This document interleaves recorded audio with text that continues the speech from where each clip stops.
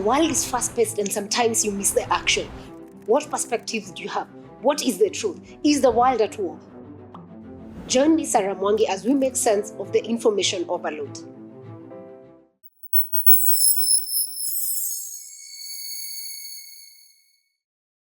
Happy New Year to all the fans and followers of geopolitics. It's an exciting season to see that we are all back, and we're happy to be back and, talk about the issues that are happening on the geopolitical space. And for the first story we are covering this year, 2025, it's actually a very sad story. I'm sure by now you've known this fire that has been going on in LA, or else Los Angeles, for the last 2-3 days now. And this fire has, so far as we record this, claimed about 10 lives that have been lost. This is according to the statement according to local officials. So the two wildfires in Los Angeles have killed at least 10 people and burned some 10,000 homes. That's a huge loss.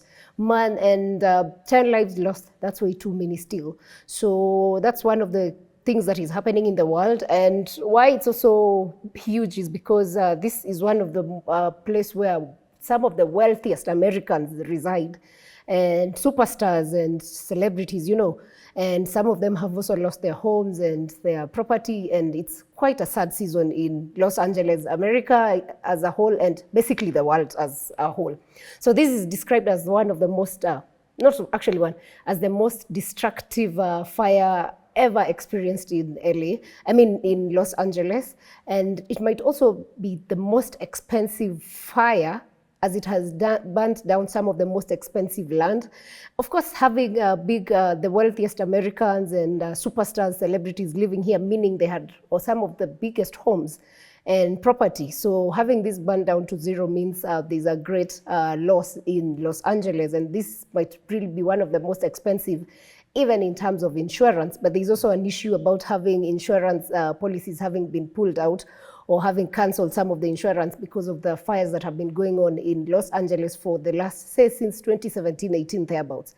So yeah, that's what is happening. So the two fires have consumed more than 30,000 acres of land between them. And this is a report according to the State World Agency Call Fire. And why this is happening is why I would want us to discuss this, like why Los Angeles always has fires that keep happening. So Los Angeles is a very, very dry place. So with a dry environment means the trees and vegetation that is there has adapted to be more the dry plants and trees that survive in this area. But with this dry plantation means when a fire happens, then it spreads at a very fast rate, and the speed, of course, of spreading goes far and farthest, depending on the winds that are happening. So having a dry vegetation means the winds also move very fast, because the forestry is not as much concentrated, but there are areas that are forestry, which again is where this fire has happened. But because they are dry, the vegetation is dry, it means again fire spreads faster. So due to the dry weather and the dry place and other means a lot of fires happen often, hence, and also the fact that they experience a lot of strong winds oftentimes. So these winds, when they move, when there's a fire, because of the weather, the fire, and the dryness means the fire just moves. And this is one of the worst fires because it's gone and damaged a lot of the vegetation, the forested areas and homes where people live. And why the homes have been damaged is because they were sort of neighboring some of these forested areas where the fire happened. So fire happens, you live next to it, because of the winds that were moving so fast and furious, then that happened. So there was how it happened is that there was a super strong fast wind that blew through LA, and because of how fast and strong the winds were, the fire spread immensely across. The plantation, of course, being dry, meant that the speed of fire was actually doubled, like not what you would expect because it's the forested areas. But due to the winds, it moved so fast that the personnel in the fire department could salvage. So the fire department is working to salvage a region where the fire is happening, but unfortunately, because of the winds, it keeps moving. And because of the strong winds, then it means the helicopters cannot be used because they cannot fly because of the winds, because of course, that would mean accidents might happen. Hence why a lot of, you didn't see the helicopters trying to put off the fire. So the plantation being dry, of course, meant if you have plantation, super strong winds, firefighters can't fly, means the fire just keeps moving and moving. So that combination of super strong winds, dry plant life, inability to fly helicopters has made the fire such a huge disaster. Many homes burnt down because some of the forestry areas, again, which were there where the fire was happening, are linked, or rather they border. I mean, if you live next to a neighborhood, because again, it's hill, most of these celebrities live in the hilly areas. So if you live next to on a hill, and that is where the forest that caught fire, unfortunately, because of the winds, the homes caught fire. I mean, LA has been experiencing fires for a while, but most of these people never actually experienced, because the fires used to happen in the forested areas. But now the forested areas, due to the winds pushed the fires closer to where these people live. And that's why you're seeing a lot of celebrity videos or pictures of them saying that their homes have been burnt down. Some of the wealthiest people in America live in these foresty areas, and it's a very, very expensive place to live. And so the areas that were burnt down are such as the Pacific Palisades area, Malibus, which is connected to Beverly Hills. I'm sure all of us know about Beverly Hills. I mean, you've seen the Hollywood board. That area also burnt down. That's an area, I mean, it's just the super rich who can afford living. So that's why it's happening, and that's why you've seen a lot of this coming out. So now the most unfortunate thing is that due to the fires that happened in 2017, 2018, because there were mega fires again around that area, not as bad as the ones experienced now, but in 2017, 18, there were mega fires. Now, due to these fires, most of the insurance firms started going out of LA, and others, actually just before this fire happened, they say like the last 2-3 months, a lot of insurance firms canceled insurance policies, because somehow it was expected that a fire would would happen. So a lot of people with this issue of insurance are going to have a loss, because we don't know if they'll be compensated or not.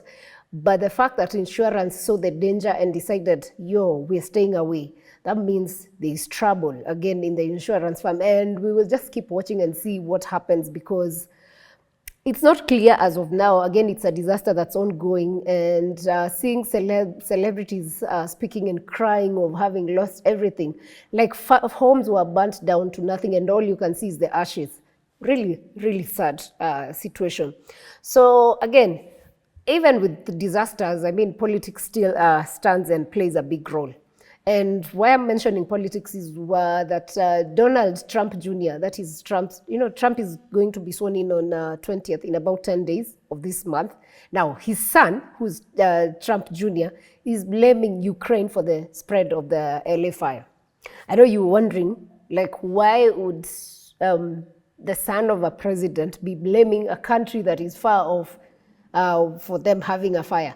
This is what he tweeted, and it says, "Oh, look, the LA Fire Department donated a bunch of their supplies to Ukraine in 2022.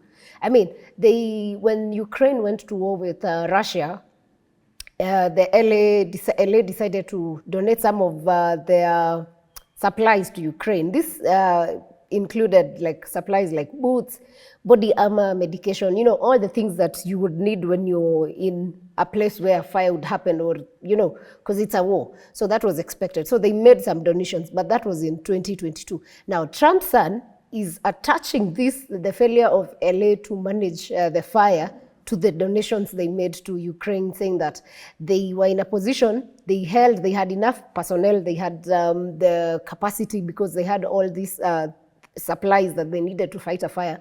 But they decided, you know what, no, we don't need this. We're going to support Ukraine, and Ukraine will go and fight Russia, and then maybe we'll never have a disaster. But now what he's saying is, look, some of these donations you make thinking you're going to help, you would actually need them in the future. And I feel like he's communicating a message on where Trump is with this whole Russia-Ukraine war. He actually Trump promised that he would, once in office, he would end the war within 24 hours. 24 hours is coming the next 10 days when he's inaugurated on 20th of January. So maybe, this is speculation, maybe he's using his son as a way of communicating and saying, you know what, the whole idea of funding funding Ukraine for the war between them and Russia is coming to an end. Maybe this is a sign. Maybe it's not. Highly chances it's a sign of them saying, we're going to pull out this. The old man has 10 days to go home, and the Trump is coming in.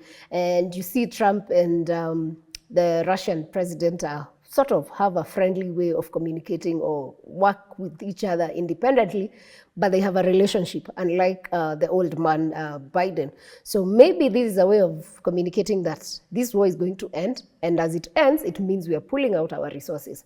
But that we have 10 days to go before we see what happens with that. And for us here from Geopolitics 411 is just to sending our prayers to the people of Los Angeles, and to hope that they're able, they're able to bring these fires to an end. And hopefully the people who've lost their lives, the celebrities who've lost their homes, the lives that have been lost, they're able to, sort of get back to their feet somehow. Some of the people celebrities who've lost their homes are people like Paris Hilton, Miles Teller. These are some of the celebs who said their houses were burnt down to zero. Like they have nothing. They walked out themselves. All they did was evacuation, and that was it. So we wish the people of LA all the best. We're praying for you, and we hope that somehow the government is able to sort all this mess. And again, let's also be cautious of the climate change, because I believe climate change has an upper hand on what is happening. And for now, it's happening in LA. It could happen to any other country. Let's be cautious of how we deal with the environment, how we take care and do things around us. And yeah, all the best. Our prayers with you, the people of LA. So we'll see you on the next episode. Thank you for watching. The world is fast-paced, and sometimes you miss the action. What perspectives do you have? What is the truth? Is the world at war? Join me, Sarah Mwangi, as we make sense of the information overload.